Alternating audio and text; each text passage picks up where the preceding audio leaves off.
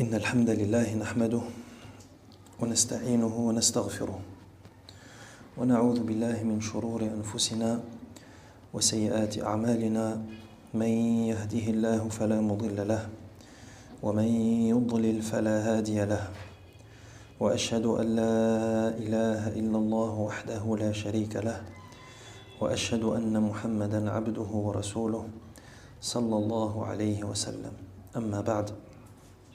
Nous en étions donc arrivés à la deuxième cause de diminution de la foi qui se trouve dans les causes internes de diminution de la foi.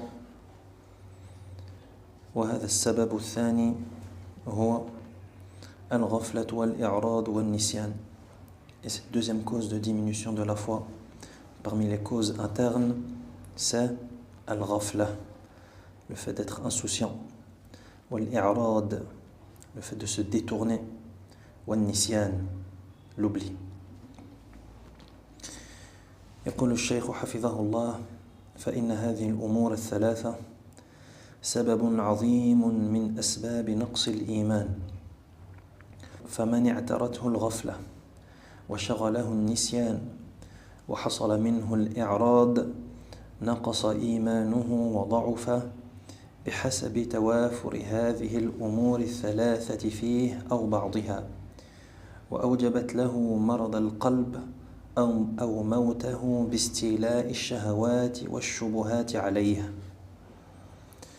Donc effectivement, ces trois éléments qui viennent d'être cités, à savoir le fait d'être insouciant, le fait de se détourner, le fait d'oublier, ces trois éléments sont une cause grave et majeure de diminution de la foi. Donc celui qui se montre insouciant, celui qui se détourne et celui qui se perd dans l'oubli,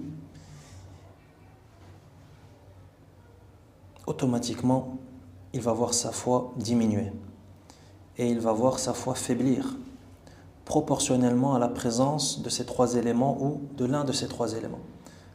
Ça veut dire qu'il ne faut pas que ces trois défauts aient lieu pour qu'ait lieu la diminution de la foi. Mais un des trois suffit. Et proportionnellement à la présence de ces éléments ou de l'un d'entre eux, il y aura diminution de la foi. Et ces facteurs rendent inévitablement son cœur malade. C'est-à-dire la présence d'un de ces trois facteurs ou de ces trois facteurs, l'insouciance, le fait de se détourner, le fait d'oublier, ça va inévitablement rendre le cœur malade ou même en causer la mort, à cause de l'emprise qu'auront les shubuhat et les shahawat. Étant donné que lorsque la personne est insouciante, qu'elle se détourne ou qu'elle est dans une situation d'oubli, ça va laisser le passage et ça va ouvrir la porte au désir, al shahawat, ainsi qu'aux shubuhat, les ambiguïtés religieuses. أما الغفلة فقد ذمها الله في كتابه وأخبر أنها خلق ذميم من أخلاق الكافرين والمنافقين وحذر منها سبحانه أشد التحذير. قال تعالى: ولقد ذرأنا لجهنم كثيرا من الجن والإنس لهم قلوب لا يفقهون بها ولهم أعين لا يبصرون بها ولهم آذان لا يسمعون بها أولئك كالأنعام بل هم أضل أولئك هم الغافلون. Pour ce qui est du premier facteur, le premier élément c'est l'insouciance, al-ghafla. L'insouciance, c'est quelque chose qu'Allah subhanahu wa ta'ala a blâmé dans son livre, le Coran. Et Allah Azza wa Jal dit dans le Coran que cette insouciance, c'est un défaut qui est condamnable et qui est blâmable. Et c'est également une des caractéristiques des mécréants et des hypocrites. Donc al-ghafla, c'est une des caractéristiques de qui? Des mécréants et des hypocrites. Donc rien que ça, en réalité, ça suffit comme mise en garde concernant ce défaut, al-ghafla. Car si tu sais que al-ghafla, c'est une des caractéristiques des mécréants et des hypocrites, le musulman doit s'en tenir à l'écart Il doit tout faire pour ne pas tomber dans ce défaut, afin de ne pas avoir une caractéristique de cette catégorie de gens. Donc Allah Azza wa Jal nous a sévèrement mis en garde contre al-ghafla, l'insouciance, dans son livre. Et parmi les versets qui prouvent cela, on a par exemple le verset de Surat Al-A'raf, dans lequel le Très-Haut dit, le verset 179 de Surat Al-A'raf, dans lequel le Très-Haut dit وَلَقَدْ ذَرَأْنَا لِجَهَنَّمَ كَثِيرًا مِنَ الْجِنِّ وَالْإِنسِ. Nous avons destiné beaucoup de djinns et d'hommes pour l'enfer. لَهُمْ قُلُوبٌ لَا يَفْقَهُونَ بِهَا وَلَهُمْ أَعْيُنٌ لَا يُبْصِرُونَ بِهَا وَلَهُمْ آذَانٌ لَا يَسْمَعُونَ بِهَا أُولَئِكَ كَالْأَنْعَامِ بَلْ هُمْ أَضَلُّ أُولَئِكَ هُمُ الْغَافِلُونَ. Ils ont des yeux mais ne voient pas. Ils ont des oreilles mais n'entendent pas. Ils ont des cœurs mais ne comprennent pas. Ils ont des cœurs mais ne comprennent pas. Et entre parenthèses, ce verset, c'est une des preuves que la raison, elle se trouve dans le cœur, elle ne se trouve pas dans le cerveau. Car Allah Azza wa Jal dit, ils ont des cœurs mais ne comprennent pas. Lahum qulubun la yafqahuna biha. Donc la raison, elle ne se trouve pas dans le cerveau, comme ils essayent de nous le faire croire. Mais la raison et la compréhension, elles se trouvent bien dans le cœur. Comme Allah Azza wa Jal le dit, Lahum qulubun la yafqahuna biha. Yani ces hommes et ces djinns qu'Allah subhanahu wa ta'ala a destinés à l'enfer, ils ont des cœurs mais par lesquels ils ne comprennent pas. Donc l'outil de compréhension, c'est bien le cœur. L'outil de compréhension, c'est le cœur. Voilà pourquoi les textes religieux insistent sur l'importance de purifier son cœur pour celui qui veut comprendre la religion. Car si on ne purifie pas notre cœur, on ne comprendra pas la religion, étant donné que l'outil de compréhension sera rouillé, sera en mauvais état, sera sale, donc inutilisable. Donc Allah Azza wa Jalla dit dans ce verset de Surat Al-A'raf, nous avons, dans la traduction des sens, nous avons destiné beaucoup de djinns et d'hommes pour l'enfer. Ils ont des cœurs mais ne comprennent pas. Ils ont des yeux mais ne voient pas. Ils ont des oreilles mais n'entendent pas. Ceux-là sont comme les bestiaux. Ulaika kal an'am. Ceux-là sont comme les bestiaux. Bel hum adal. Même plus égarés encore. Et c'est la fin du verset qui nous intéresse ici. Ulaika humul ghafilun. Ce sont eux qui vivent dans l'insouciance. Al-ghafilun, c'est-à-dire ceux qui sont touchés par ce défaut de al-ghafla, l'insouciance. Donc on voit dans ce verset qu'Allah Azza wa Jal caractérise et qualifie ces gens d'insouciants. Ulaika kal an'am, comme des bestiaux. Donc ça c'est une des preuves qu'Allah subhanahu wa ta'ala, ou dans laquelle Allah subhanahu wa ta'ala nous met sévèrement en garde contre l'insouciance. Une autre preuve, c'est les versets 7 et 8 de Surat Yunus, dans lequel le Très-Haut dit إِنَّ الَّذِينَ لَا يَرْجُونَ لِقَاءَنَا وَرَضُوا بِالْحَيَاةِ الدُّنْيَا وَاطْمَأَنُّوا بِهَا وَالَّذِينَ هُمْ عَنْ آيَاتِنَا غَافِلُونَ أُولَئِكَ مَأْوَاهُمُ النَّارُ بِمَا كَانُوا يَكْسِبُونَ.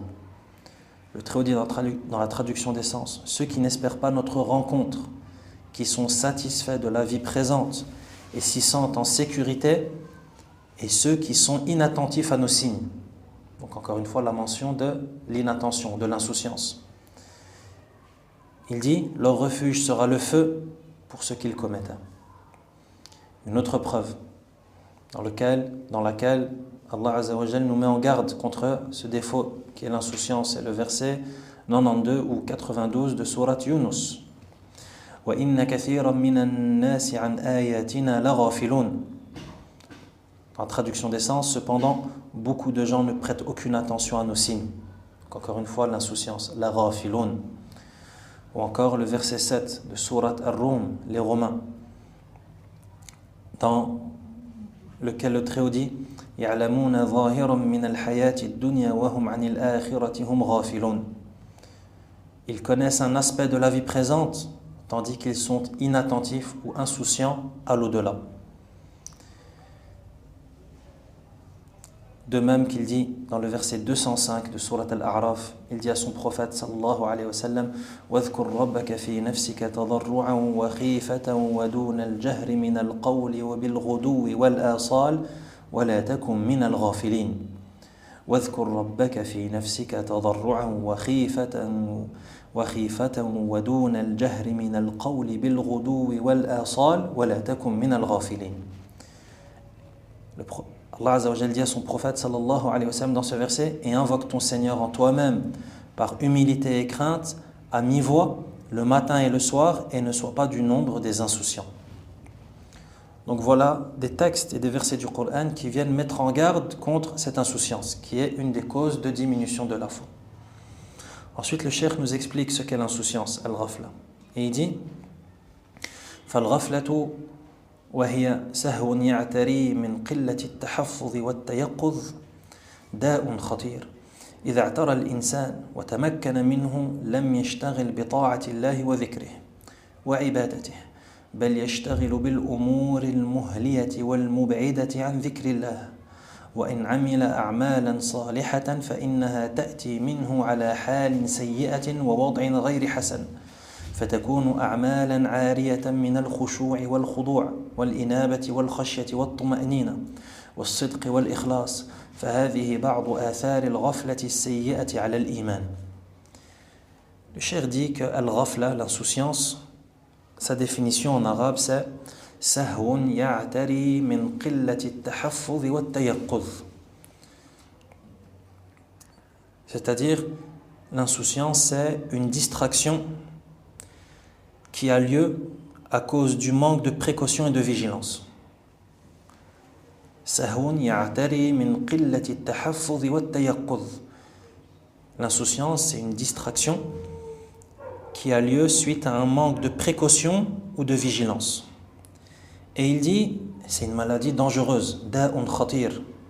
C'est une maladie dangereuse qui, lorsqu'elle atteint quelqu'un et s'ancre en lui, ça va faire que cette personne, elle ne se consacre plus à l'obéissance à Allah, ou à l'évocation d'Allah, ou de manière plus générale à l'adoration d'Allah.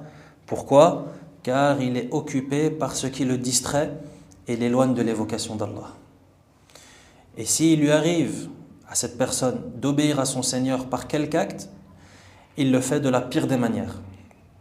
Et ces actes seront vides d'humilité, de soumission ou de dévouement, vides de crainte, de sérénité, de sincérité ou d'ikhlas, de pureté d'intention. Donc ici, encore une fois, une sévère mise en garde contre l'insouciance. Pourquoi ? Car al-ghafla, l'insouciance, ça va faire que la personne, elle ne va pas occuper son temps et sa vie par l'adoration d'Allah subhanahu wa ta'ala. Pourquoi ? Car elle sera distraite par ce qui occupe son cœur à cause de l'insouciance. Et quand bien même il occuperait son temps par l'adoration d'Allah subhanahu wa ta'ala, son évocation, son obéissance, etc., ce seront des adorations qui seront vides de khushu', de recueillement, qui seront vides de khudu', d'humiliation, de repentir, de crainte, etc., de sincérité, etc. Pourquoi ? Car il y a toujours cette insouciance qui domine le cœur. Qu'Allah subhanahu wa ta'ala nous préserve de l'insouciance. Donc voilà pour le premier élément, al-ghafla. Ensuite, le deuxième élément cité dans cette cause de diminution de la foi, al-i'rad, le détournement, le fait de se détourner. فقد أخبر الله في القرآن الكريم أن له آثارا سيئة كثيرة وعواقب ونتائج وخيمة يعني الإعراض. Allah Azza wa Jal nous informe dans le Coran que le fait de se détourner, ça comporte de nombreux effets négatifs et de lourdes conséquences. منها أن الله وصف المعرض بأنه لا أحد أظلم منه ووصفه بأنه من المجرمين كما في قوله تعالى ومن أظلم ممن ذكر بآيات ربه ثم أعرض عنها إن من المجرمين منتقمون. Parmi ces effets négatifs et ces lourdes conséquences de ce défaut qui est al-i'rad, qui va provoquer la diminution de la foi, le fait de se détourner, il y a par exemple le fait que ça va faire de cette personne une criminelle et quelqu'un d'injuste. Par exemple, Allah dit de celui qui se détourne que nul n'est plus injuste que lui. Et Allah le qualifie comme étant quelqu'un de criminel. Comme Allah Azza wa Jal dit dans le verset 22 de sourate As-Sajda, la prosternation, وَمَنْ أَظْلَمُ مِمَّنْ ذُكِّرَ بِآيَاتِ رَبِّهِ ثُمَّ أَعْرَضَ عَنْهَا إِنَّ مِنَ الْمُجْرِمِينَ مُنْتَقِمُونَ. Qui est plus injuste que celui à qui on rappelle les versets d'Allah et qui ensuite s'en détourne? Qui est plus injuste? Nous nous vengerons certes des criminels. Donc Allah Azza wa Jal dit qu'il n'y a pas plus injuste que celui qui se détourne des signes. Et que ces gens-là, ce sont des criminels, étant donné qu'Allah dit « nous nous vengerons des criminels ». Donc ça, c'est une des lourdes conséquences de ce i'rad. Une des autres conséquences, وَمِنْهَا إِخْبَارُ اللَّهِ أَنَّ الْمُعْرِض يَجْعَلُ اللَّهُ فِي قَلْبِهِ أَكِنَّةً وَأَقْفَالًا فَلَا يَفْقَهُ وَلَا يَهْتَدِي أَبَدًا كما في قوله ومن أظلم ممن ذكر بآيات ربه فأعرض عنها ونسي ما قدمت يداه إنا جعلنا على قلوبهم أكنة أن يفقهوه وفي آذانهم وقرا وإن تدعهم إلى الهدى فلن يهتدوا إذن أبدا. Une des autres conséquences négatives de ce détournement, c'est qu'Allah Azza wa Jal nous informe qu'il pose des akinna et des aqfal, c'est-à-dire des enveloppes et des cadenas sur le cœur de celui qui se détourne. Si bien que cette personne, elle ne comprend rien et qu'elle ne trouve jamais la bonne voie. Nas'alullah al-afiyata was-salam. Allah subhanahu wa ta'ala, nous te demandons de nous préserver de cela, car c'est quelque chose qu'on remarque. Nas'alullah al-afiyah. C'est que la personne peut voir la vérité devant elle, mais elle ne la suit pas. Elle peut voir la vérité devant elle, claire, comme le soleil au zénith. Mais malgré ça, elle ne suit pas cette vérité. Ou elle ne la comprend pas. Pourquoi? Car le cœur est voilé. Le cœur est voilé et le cœur est cadenassé. Donc celui qui se détourne des signes d'Allah, Allah va cadenasser son cœur. Et il va voiler son cœur. Allah Azza wa Jal dit dans ce verset, le verset 57 de Surat Al-Kahf, la caverne, quel pire injuste que celui à qui on a rappelé les versets de son Seigneur et qui s'en détourne en oubliant ce que ses deux mains ont commis. Nous avons placé des voiles sur leur cœur de sorte qu'ils ne comprennent pas. Nous avons placé des voiles sur leur cœur de sorte qu'ils ne comprennent pas. Et mis une lourdeur dans leurs oreilles. Même si tu les appelles vers la bonne voie, jamais ils ne pourront se guider. Donc voilà pourquoi on dit à celui qui cherche la vérité, à celui qui cherche la foi, on lui dit il faut que tu crois, il faut que tu acceptes la foi, il faut que tu te soumettes. Parce que si tu ne te soumets pas et que tu te détournes des signes d'Allah subhanahu wa ta'ala, Allah il ne va pas décadenasser ton cœur. Et les voiles, ils ne vont pas être levés. Donc il faut que tu te soumettes. Il faut que tu aies la conviction. Il faut que tu aies la conviction. Et cet exemple, il est global. Tu peux l'utiliser avec tout le monde. Par exemple, avec un mécréant pour qu'il entre en islam, par exemple. Mais même avec certains musulmans qui ont du mal à croire à certains aspects de la religion, soit par mauvaise interprétation ou autre. Comme par exemple les gens qui ont des mauvaises interprétations et des mauvaises compréhensions des noms et des attributs d'Allah subhanahu wa ta'ala. Qui ont des mauvaises interprétations dans ce domaine des noms et des attributs d'Allah. Qu'est-ce qu'on leur dit? On leur dit la première chose à faire, c'est qu'il faut que vous y croyez. Et ici Allah subhanahu wa ta'ala dit qu'il a tel nom et se décrit de telle manière, il faut que tu y crois. Pourquoi? Car c'est Allah qui le dit. Donc si tu te soumets et que tu fais de cette foi la tienne, Allah subhanahu wa ta'ala va t'accorder la compréhension. Mais la première chose à faire, c'est la soumission.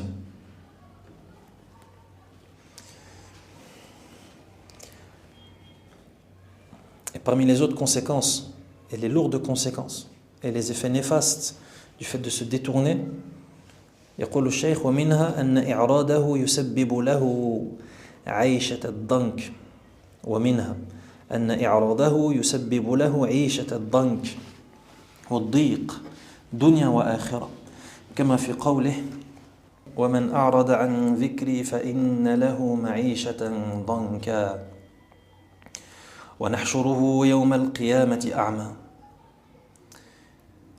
Et parmi les autres conséquences néfastes du fait de se détourner de la religion, il y a le fait que celui qui agit de la sorte, il va vivre une vie pleine de gêne et d'étroitesse. Sa poitrine, elle sera serrée, étroite. Ici-bas et dans l'au-delà. Allah Azza wa Jal dit dans le verset 124 de sourate Taha, dans la traduction des sens, et quiconque se détourne de mon rappel mènera certes une vie pleine de gêne, et le jour de la résurrection, nous l'amènerons aveugle au rassemblement. Donc le fait de se détourner du rappel d'Allah et de ses signes, ça va avoir pour conséquence que la personne, elle va vivre une vie pleine de gêne. Elle va avoir la poitrine serrée, même si c'est la personne qui est la plus aisée matériellement et qui vit dans le meilleur confort qu'on puisse imaginer. Mais le cœur ne sera pas apaisé. Et la poitrine, elle ne sera pas large. Au contraire, il aura l'impression de vivre dans une prison psychologique. Et ça aussi, c'est des choses qui sont observables. Ça veut dire que tu remarques aujourd'hui des gens qui ont tout, matériellement bien sûr, qui ont tout le matériel et tout le confort qu'ils veulent, voilà qu'ils te disent « je ne me sens pas bien ». Ils te disent « il y a quelque chose qui ne va pas ». Ils te disent « le cœur n'est pas apaisé ». Pourquoi ? Car ils ont comblé leurs besoins matériels, mais ils ont oublié de combler le plus important des besoins, qui est le besoin spirituel, le besoin du cœur. Ton corps, ton estomac, il a besoin de choses pour vivre. Il a besoin de manger, il a besoin de boire, il a besoin de respirer. Tout ça, ce sont des besoins matériels. Et c'est important et on ne peut pas s'en passer, il n'y a pas de doute sur ça. Mais n'oublie pas la nourriture du cœur. N'oublie pas la nourriture de ton cœur. Ton cœur aussi, il a besoin de manger. Ton âme a besoin de manger. Ton ruh, il a besoin de manger. Et c'est quoi cette nourriture du cœur et de l'âme ? C'est justement tout ce qui est en rapport avec l'adoration d'Allah subhanahu wa ta'ala, tout ce qui est en rapport avec l'évocation, tout ce qui est en rapport avec le tawhid, tout ce qui est en rapport avec le fait de concrétiser la mission pour laquelle on a été créé. Et c'est ça le plus important des besoins. C'est ça le plus important des besoins. Pourquoi ? Car ce besoin, si tu ne le combles pas, c'est quoi la conséquence ? L'enfer. Yani, la sanction et le châtiment éternel. Waliyadhu billah. Alors que les besoins matériels, s'ils ne sont pas comblés, c'est quoi la conséquence ? C'est la mort du corps. C'est-à-dire que la personne va mourir. Si la personne c'est quelqu'un de pieux, c'est quelqu'un de vertueux, il finira au paradis. Donc au pire des cas, il mourra. Bien entendu, on n'est pas en train d'appeler les gens à se suicider, à arrêter de s'alimenter et de boire, non. Mais juste les priorités et voir quels sont les besoins les plus importants. De la même manière qu'on a besoin, que nos corps ont des besoins, notre âme a également des besoins, et même des besoins qui sont plus fondamentaux que les besoins du corps. Donc on n'oublie pas ça. On n'oublie pas cette faim spirituelle, cette faim de l'âme. Tout comme ton ventre, il a faim, ton âme aussi, elle a faim. Donc il faut lui donner à manger. ومنها إخبار الله سبحانه أن المعرض عن ذكر الله يقيض له القرناء من الشياطين فيفسدون عليه دينه كما قال في قوله ومن يعش عن ذكر الرحمن نقيض له شيطانا فهو له قرين.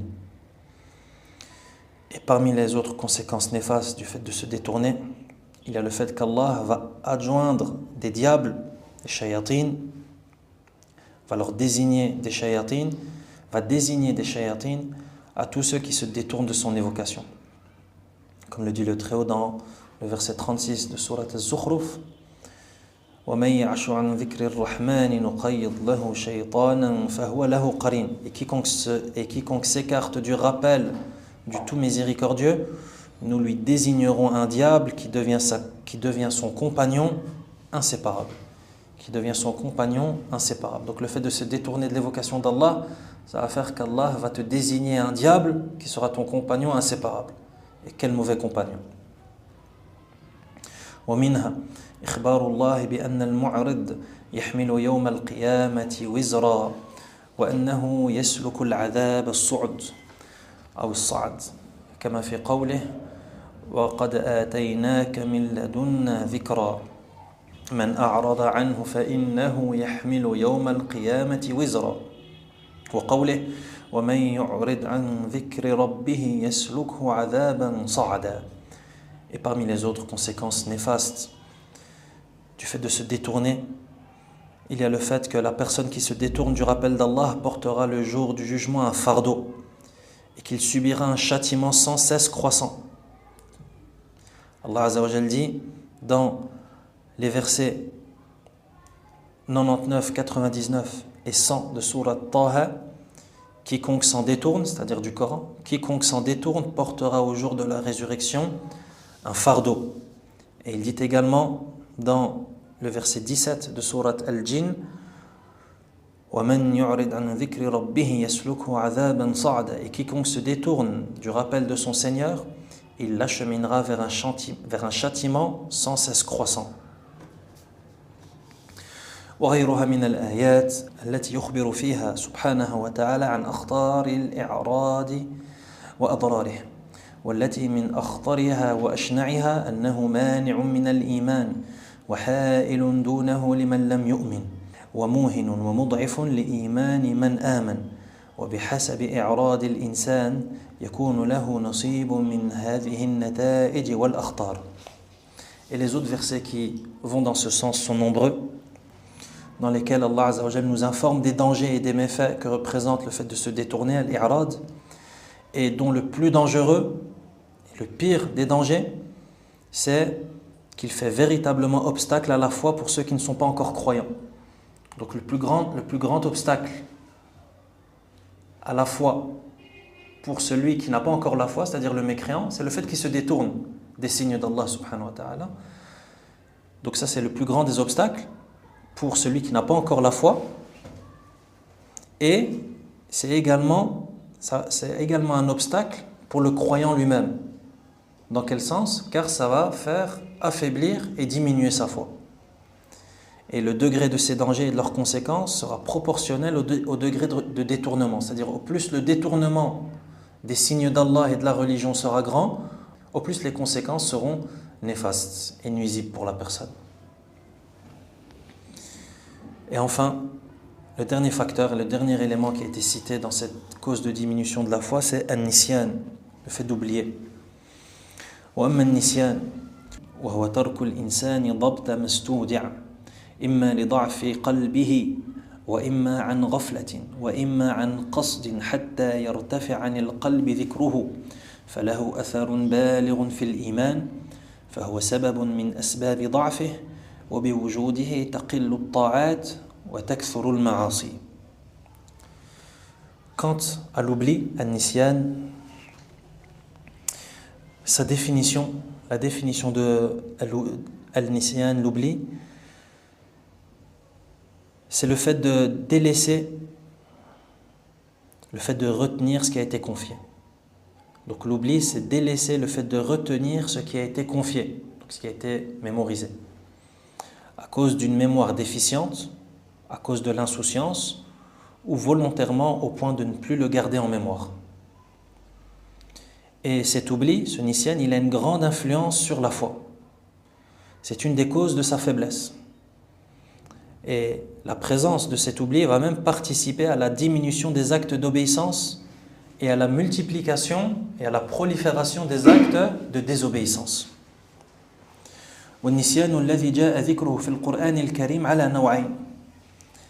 Et pour ce qui est de l'oubli qui a été cité dans le Coran, il faut savoir qu'il est de deux types. Il y a deux types d'oubli dans le Coran. C'est-à-dire lorsqu'on voit le mot oubli dans le Coran, al-nisyan, il faut savoir qu'il y a deux types.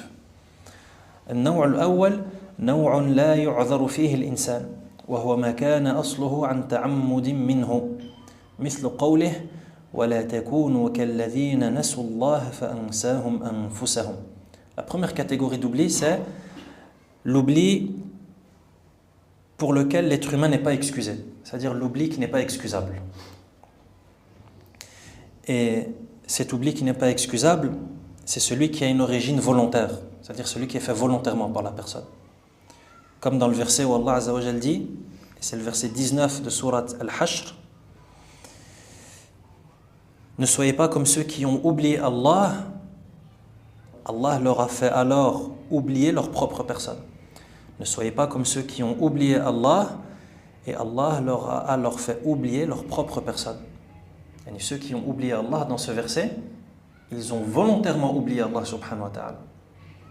Donc cet oubli dont il est question ici, c'est un oubli qui n'est pas excusable.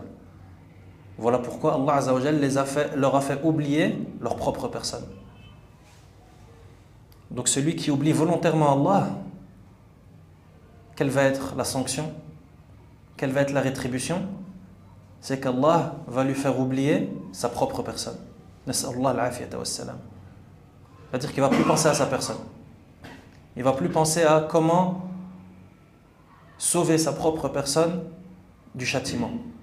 Et comment faire pour accorder à sa propre personne le salut. Comment faire pour trouver le salut éternel. Et il va s'oublier. Nas'allah al-afiyata wassalam.